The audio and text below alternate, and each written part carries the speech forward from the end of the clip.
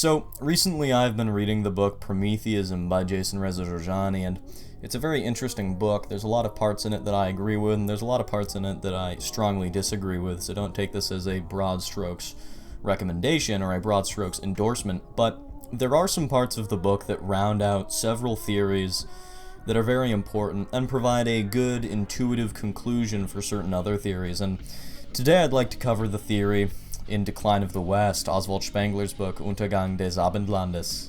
For a background, Oswald Spengler sees the mathematical spirit behind a civilization and the way they treat numbers as very fundamental to the way they see the world, as fundamental to their world spirit. Essentially, he doesn't see mathematics as just something taken as a given. He does not see mathematics as something pre-cultural or something that emanates from before the culture that you reside within, but rather, he sees numbers and mathematics and the way that you treat the relations between numbers as something fundamental to your culture and fundamental to the environment you're acclimated to, fundamental to your tradition.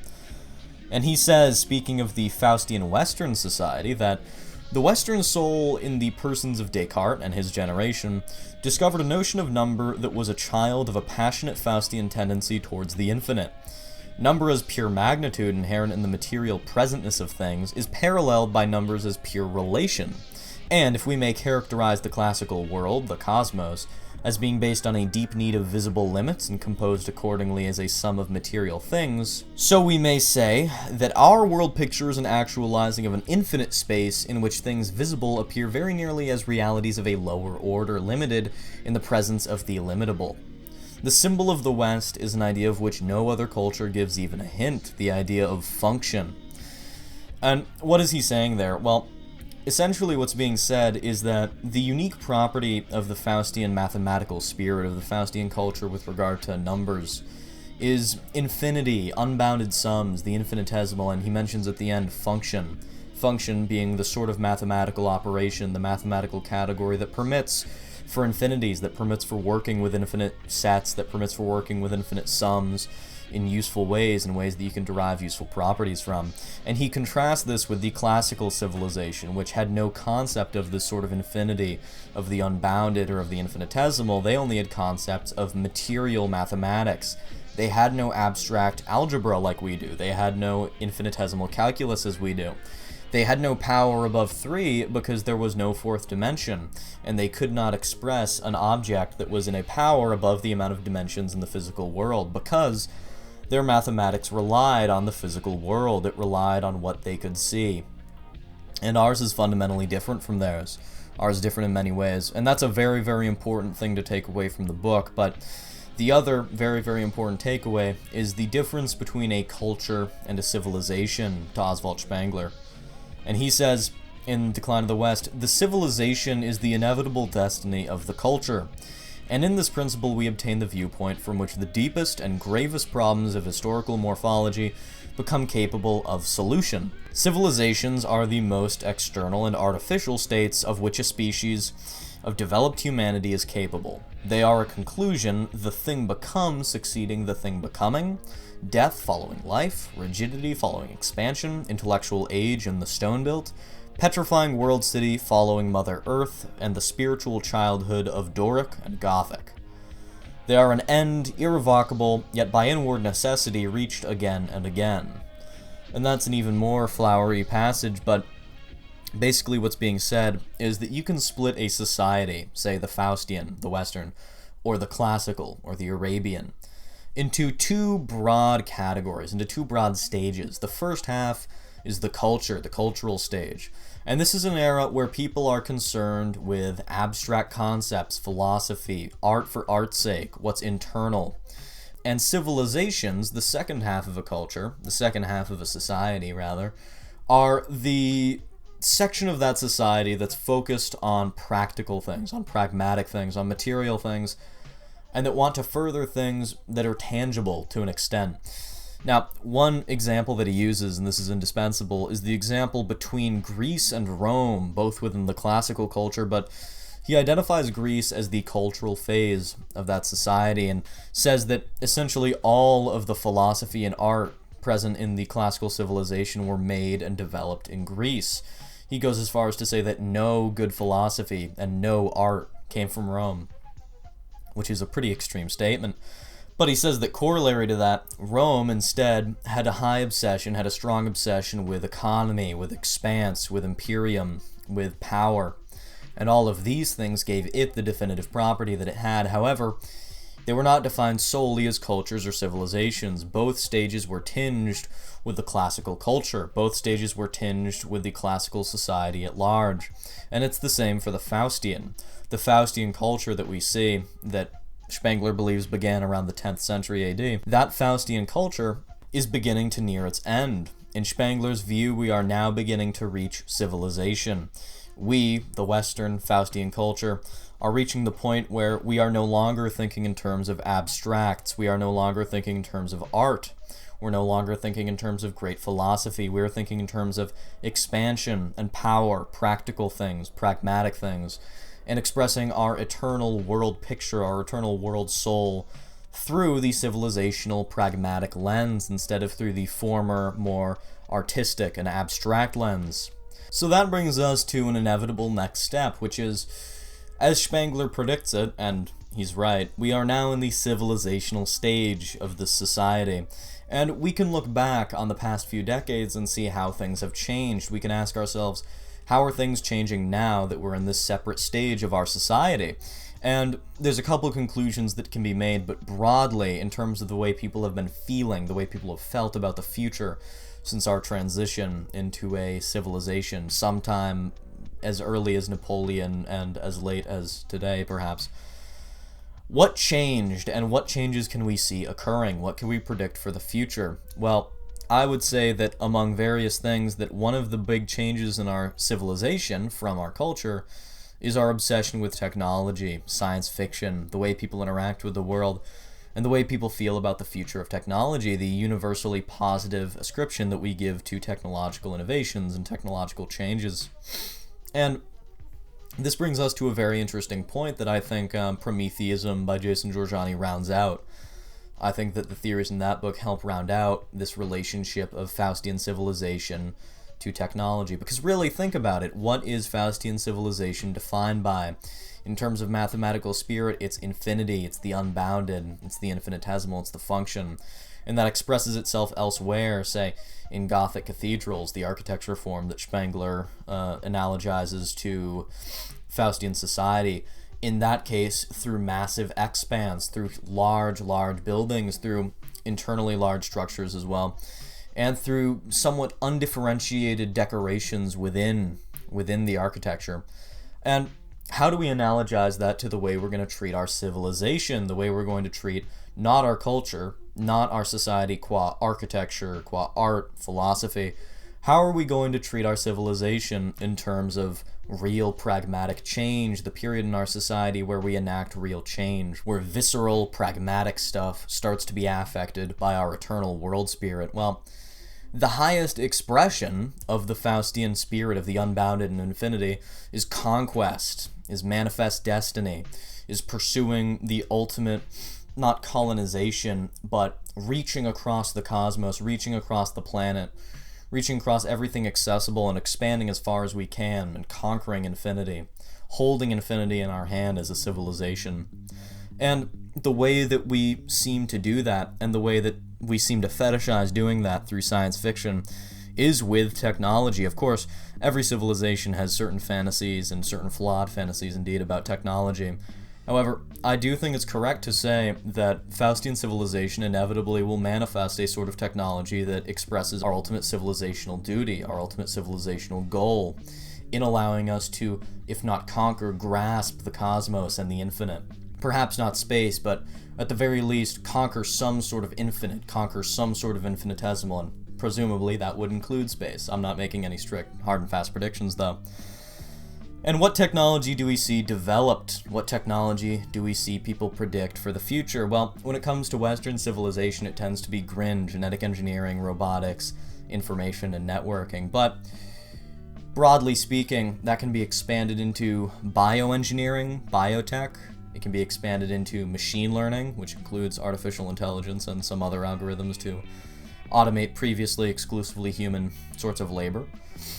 It includes large anti-fragile networks, networks that respond positively to shocks, a property that Nassim Taleb identifies with living things, with things that either feel living or are living. Complex systems responding positively to shocks is something unusual for entirely dead matter to hold. It's more common for things like organisms, or in fact cultures, as Oswald Spengler enumerates them. However, we are now capable of doing that artificially with many networks. We've designed human networks that respond positively to shocks. We can see very interesting cases of anti-fragility given our new artificial networks on the internet, namely. All of these advancements are to our cultural, civilizational end. And we see this everywhere. We don't see this just with conquest and dominion in the Faustian civilization, but we see it also with what we create for fun. We see it with games. Not only are open world procedurally generated games an obsession and a very popular slogan in video games in the West, in the Faustian video games sphere, but also going as far back as the mathematicians who made various cellular automata games. The interesting and Faustian principle of a cellular automata game is its infinitesimal character in terms of rules and its infinite character in terms of possible simulations. There are a foreseeably infinite amount of John Conway's Game of Life games. A cellular automata can be handled sort of like a sandbox universe, and there are currently programs.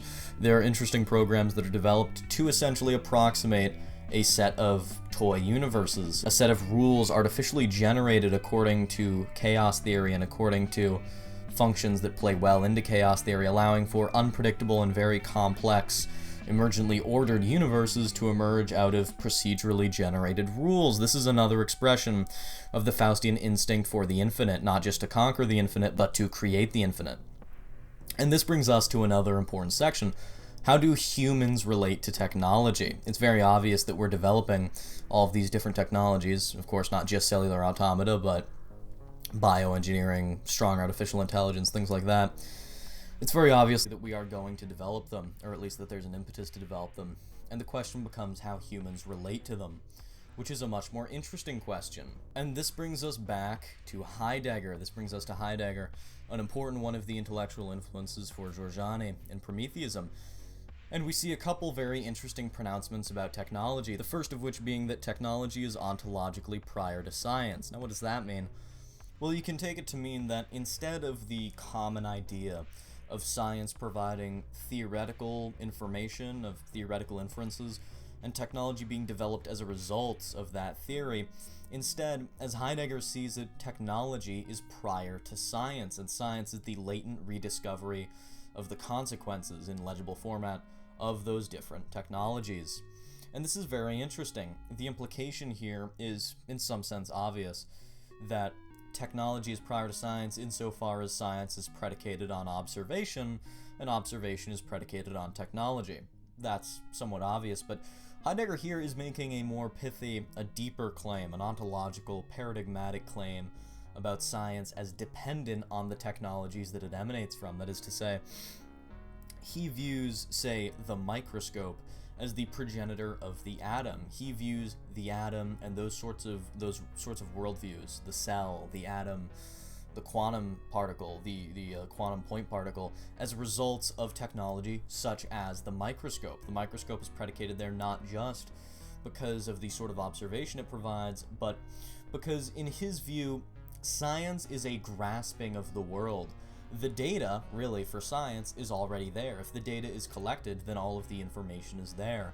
But the real goal of science is a sort of set of routine, method, and statistics to take that data and reduce it down to something that can be grasped by an individual, something that can be easily measured and understood, or at least more easily measured, something that can hypothetically provide useful inferences out of that raw data. And this is a sort of grasping of reality that is the same as the impetus behind technology.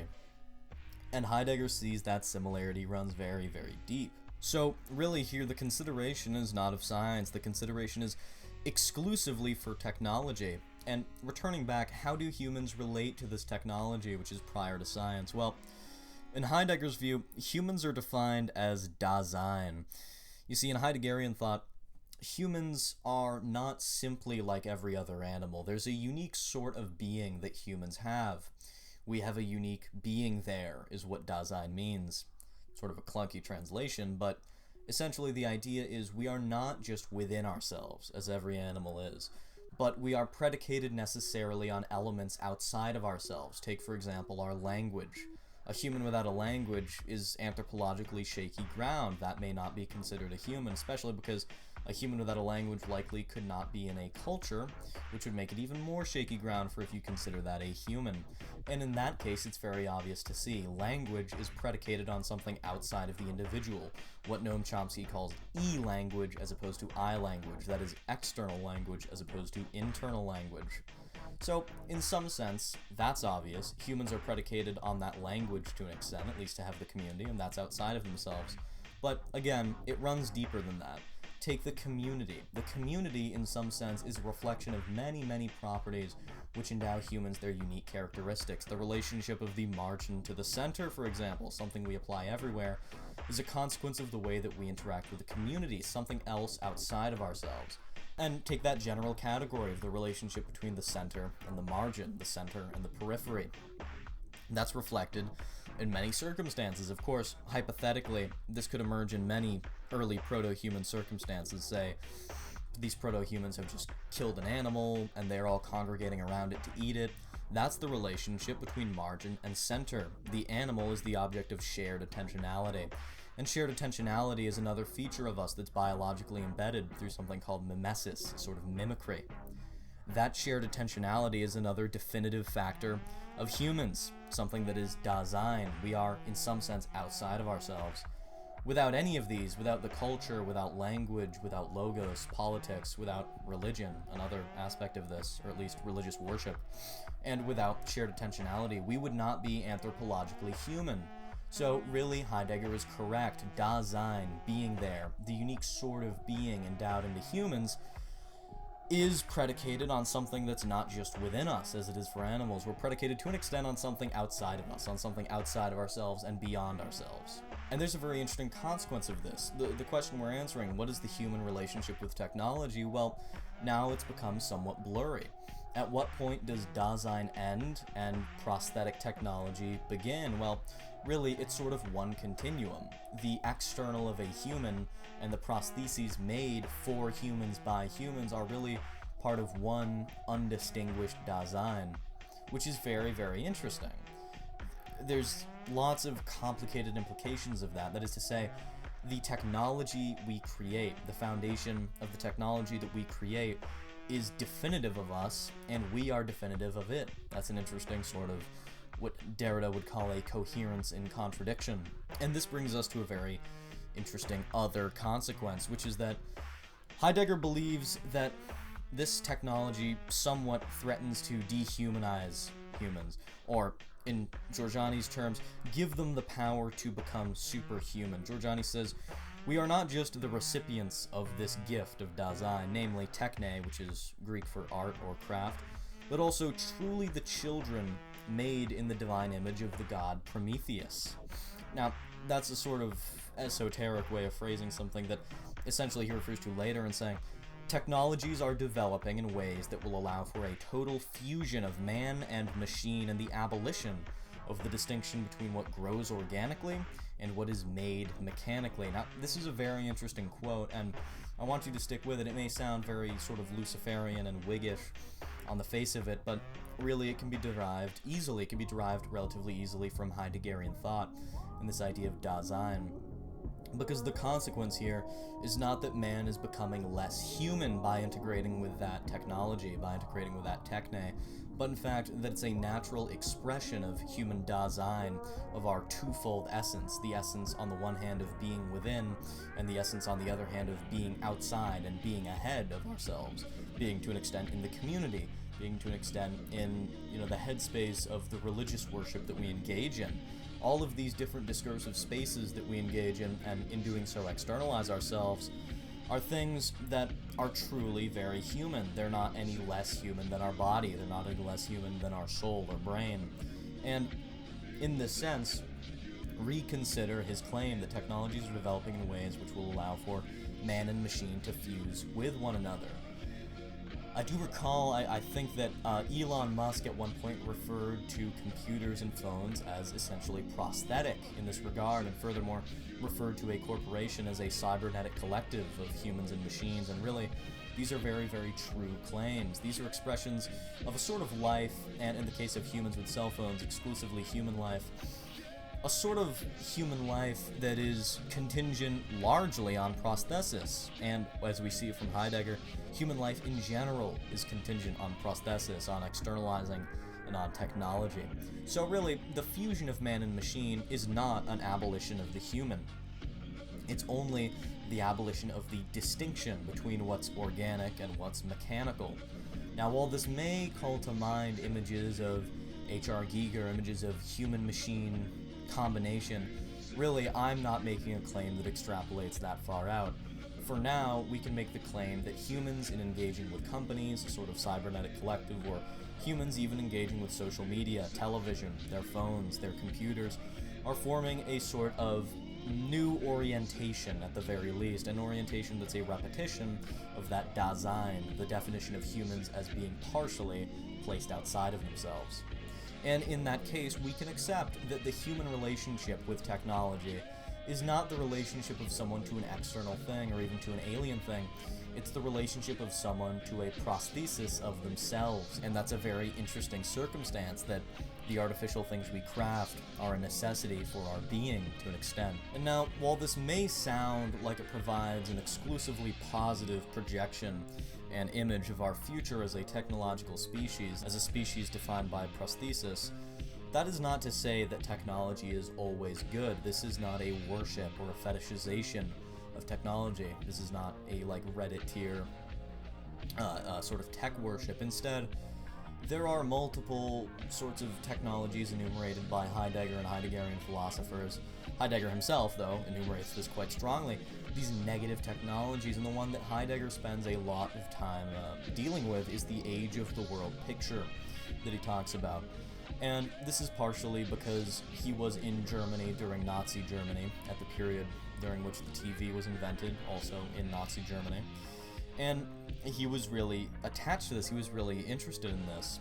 Heidegger sees the television and the movie as destined to become, in Giorgiani's words, a medium by means of which our lives would become directed acting that is taking place within a setup where we are never really at home and everything is as fake as a movie prop. Heidegger called this the age of the world picture. In other words, the epoch wherein the world itself becomes a moving picture produced by an all-encompassing information processing network of ever more autonomous mechanical production. And this is very clearly a negative projection, one that turned out to be correct, and not to be fooled, this television, the movies, these are not the end of the age of the world picture. The world picture as a concept extends far beyond those. It extends into social media, it extends into broadcast pornography, it extends even into some forms of lower quality literature. And this sort of projection of the world, what he calls the Gestell, a setup which directs our lives, is something very, very negative, and something that, furthermore, not just Heidegger, but later Heideggerian thinkers like Bernhard Stiegler talk about. In his quote, Bernhard Stiegler's quote, he says, "Since the world comes to us only as an image, it is half present and half absent. In other words, phantom-like, and we too are like phantoms." And this shows as well, this isn't just a matter of disengaging with technology. As anyone will know who's tried to separate to a degree, or separate even very strongly from the technological world to lead some sort of a primitive life, that's not so simple. Really, the technology and the age of the world picture transfigures everybody, just like we transfigure and bring it into existence. That is to say, we are like phantoms, as Bernhard Stiegler says. The whole world becomes phantom-like. People mimic what they see on TV, to an extent. And what they see on TV does acculture them, prime them for what they'll see later. This is not just a statement on media. In some sense, all production, all Gestell, all of the setup is media, what we now call the narrative. And furthermore, Günther Anders, another Heideggerian philosopher, this time from Germany, makes an even more interesting point as a result of the age of the world picture. In fact, he claims that going beyond the Marxist proclamation of the commodification of labor and commodity production, he proclaims that something more fundamental is taking place in the age of the world picture. Günther Anders says that events themselves are being commodified. People interacting with events in the world is being commodified. To quote him, when the actual event is socially important only in its reproduced form, i.e. as a spectacle, the difference between being and appearance, between reality and image of reality, is abolished. When the event in its reproduced form is socially more important than the original event, this original must be shaped with a view to being reproduced. In other words, the event becomes merely a master matrix or a mold for casting its own reproductions. When the dominant experience of the world thrives on such assembly line products, the concept of the world is abolished insofar as it denotes that in which we live. The real world is forfeited. The broadcasts, in other words, further an idealistic orientation. And this is a very interesting conclusion. In fact, in Tanan Sylvester's game design book, he refers to this directly. He refers to a certain process of the way that people interact with games, one major step along which is, and this isn't merely video games, the fact that they process events that emerge out of mechanics. That is to say, events are literally commodified as of now. Günther Anders, Heidegger, Stiegler, they all died, and they were all too old to see this happen. However, with the invention and the projection of video games, the event has literally been commodified, quite largely. And, given the social environment that now exists around games, the event, what constitutes an event, is even broader than what initially constituted an event, but that's an aside. Really, this goes to show that although our interaction with technology is very natural, although dasein is part of our natural orientation, our prosthesis, our putting ourselves outside of ourselves, that doesn't mean it's always good. Of course, there are natural things that are bad. There are natural things that are bad of the internal part of us that is not the prosthesis, and the same is true of the part that is prosthesis. So now this brings us into an interesting other point, which comes down to two other concepts, Promethean shame and Promethean pride. Now, these are concepts delineated by Günther Anders. Günther Anders defines Promethean shame as the shame when confronted by the humiliatingly high quality of fabricated things, in German selbstgemachten Dinge. And furthermore, that, according to Giorgiani, Promethean pride is the sense that all human art and craft is ultimately one's own achievement, including oneself. That is to say, the self crafted by the self is one's self's achievement. One's own achievement, that is. And this is a very interesting contrast. Essentially, this is to say that there are two ways that people can interact with the world qua technology. People can either interact with the world and the technology of the world in a way, sort of in a ludic way, where they feel overwhelmed, where they feel defeated, where they feel overcome by the technology. Günther Anders and Giorgiani, they mention that when people are looking at machines that have automated some facet of human labor, they never say, whoa, look what we can do. They always say, look what it can do. Look what the machine can do. Look what the impersonal machine separate from us can do. And this is an aspect of Promethean shame. We are defining the, to some extent, really human techne, the craft and art, as inhuman. And we feel ashamed by the thing that we cannot control, by the fact that technology outside of our control overcomes us. And the opposite of this, Promethean pride, is quite the opposite, the idea that all human art and craft is one's own achievement, including oneself.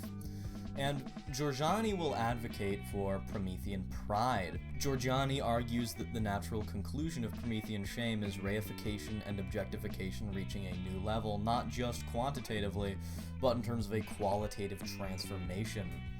And this is very interesting. To an extent, it means the way that we react to technology shapes the way that we interact with the world, and in some sense what that means is the way that we interact with ourselves, the way that we interact with the prosthetic element of humanity qua dasein, is something that really does influence the way that we at least feel and really do interact with the world, the way that we have free play within the world. And this ties into something very interesting. If we do accept that this technology, the furthest expression of the Faustian spirit in general, as we turn into a civilization and leave behind our Faustian culture, As we become a Faustian civilization, and we develop this technology geared towards infinity, what will the conclusion be? Given that there are these sorts of two reactions to technology, promethean shame and pride, how will this end up? Well, for this we turn to Nietzsche. For this we turn to Nietzsche's idea of the Superman and the last man. But before that, let's make a short return to Oswald Spengler. He spends quite a bit of time describing architecture, perhaps as much time describing architecture as he does mathematics, and in that he expresses that the architectural spirit of the Faustian mimics that mathematical spirit. As before, the mathematical spirit of a culture is a microcosm of their entire world feeling, of the entire world spirit behind that culture. And in the case of architecture, the unique element for Western civilization is, of course, expansion.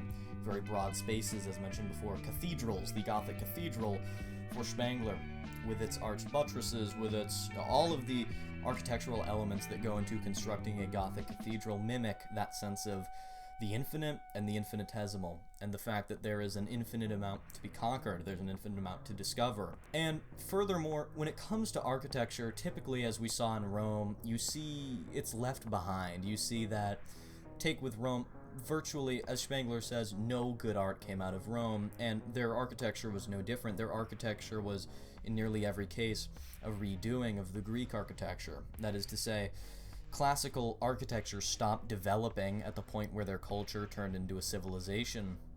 And whereas one might think this be possible with the Faustian culture, in fact, our development now has reached a point where there are structural difficulties and there's sort of a pragmatic desire for something beyond the sorts of buildings that we had as a culture, that we had sometime between 1805 and 1945, the period in which, arguably, we made the transition from a culture to a civilization.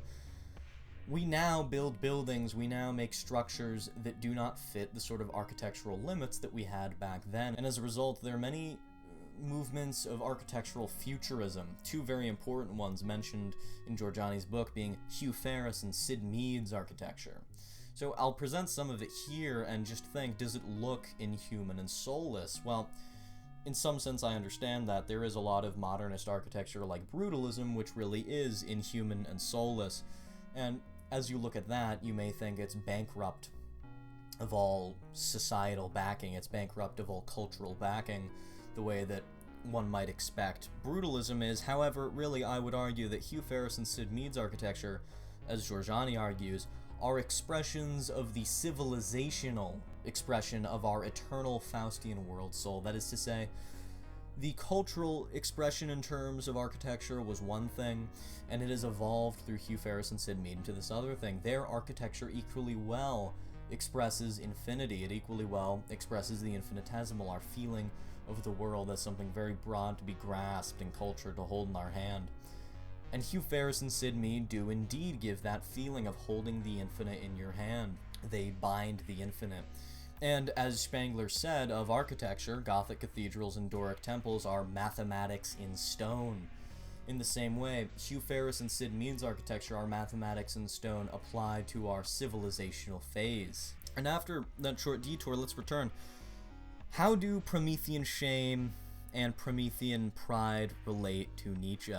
How does that relate to our future in general? Well, Nietzsche delineates two sorts of future cultures. He delineates two sorts of future human types. And let's begin with the Supermen, who you may well know in German as the Übermenschen. That is to say, quoting Nietzsche, the strong of the future, that which partly necessity, partly chance is achieved here and there, the conditions for the production of a stronger type, we are now able to comprehend and consciously will.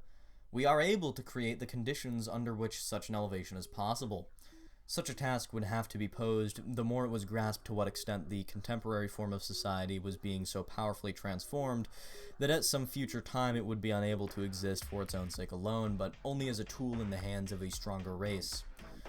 The increasing dwarfing of man is precisely the driving force that brings to mind the breeding of a stronger race, a race that would be excessively precisely where the dwarfed species was weak and growing weaker in will, responsibility, self-assurance, ability to posit goals for oneself.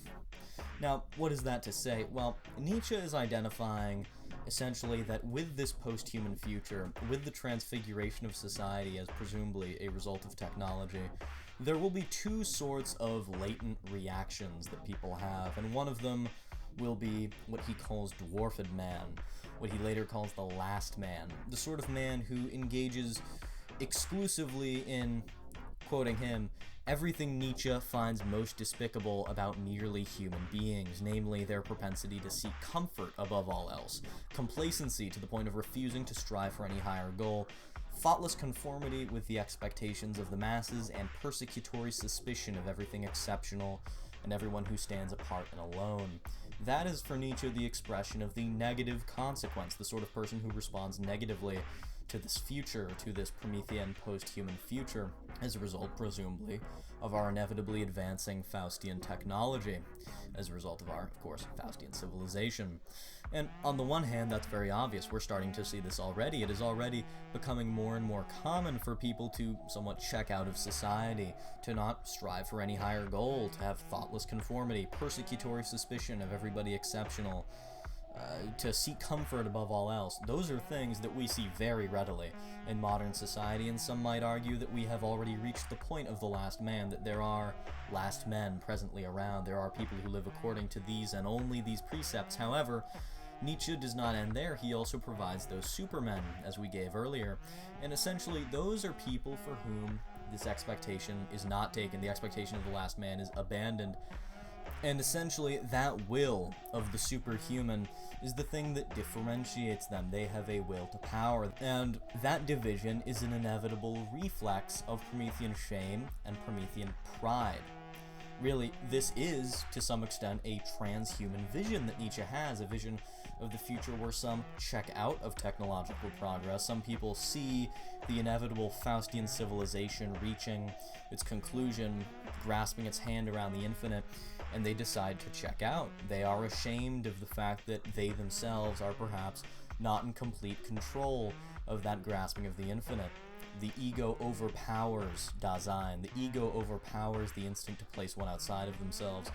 And they decide that it is, of course, exclusively negative, that we have this capacity, that we are nearing this Faustian capacity to conquer, to develop, to originate the infinite, to have power over the infinite, as is our civilizational, to some extent, birthright. And this is reflected further in another section, another paragraph from that same quote from Nietzsche. He says, "Not merely a master race whose sole task is to rule, but a race with its own sphere of life, with an excess of strength for beauty, bravery, culture, manners, to the highest peak of the spirit." Now, clearly the conclusion that Nietzsche is making here is that there will at one point be this divide, and perhaps he wasn't particularly thinking of this post-human future, the way that people react to Promethean shame, Promethean pride. Of course, he may have been, but perhaps he wasn't. This is still a pertinent comparison to make, because really, it is in some sense inevitable. Think about it. Some people are going to react with shame and some will react with pride. We're already seeing this. There are some people who lean in, so to speak, and go towards this, not quite post-human, but this advanced technological future, the end of Faustian civilization. Really, this is quite interesting. The title of Decline of the West doesn't do the book a justice. The English translation of the title, that is, does not do the German title a justice. Really, what Untergang des Abendlandes means is twilight of the evening lands. It's trying to give you the idea of a sunset, the idea of the sun setting on something that has been brewing for centuries, for almost a millennium, as the Faustian culture, and is now expressing itself as the Faustian civilization. The Untergang, the undergoing, the twilight, is going to be the sunset of this culture, which is now at noon.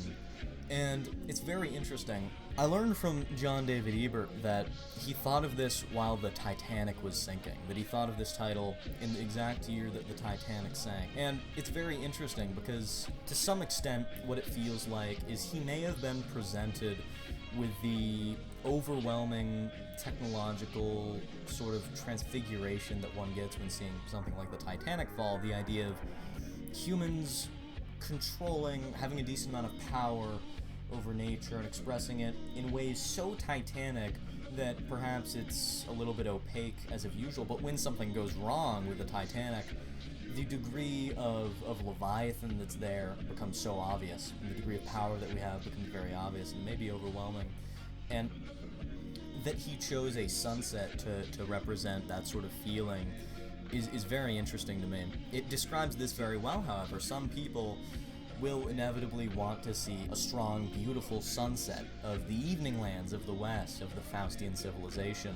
Those are the people who will express Promethean pride, and the people who express Promethean shame will be a very different people. Those people will be the ones who sit behind and become the last man, essentially.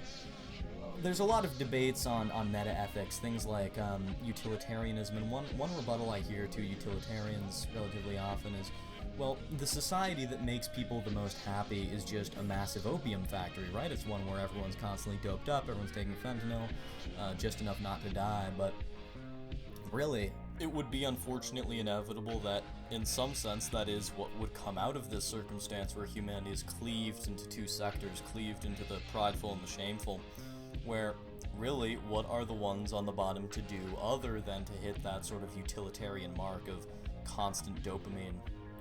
Which is a very interesting and unfortunate thing to think about, but anyway, it's to some extent impossible to predict what the future is going to hold.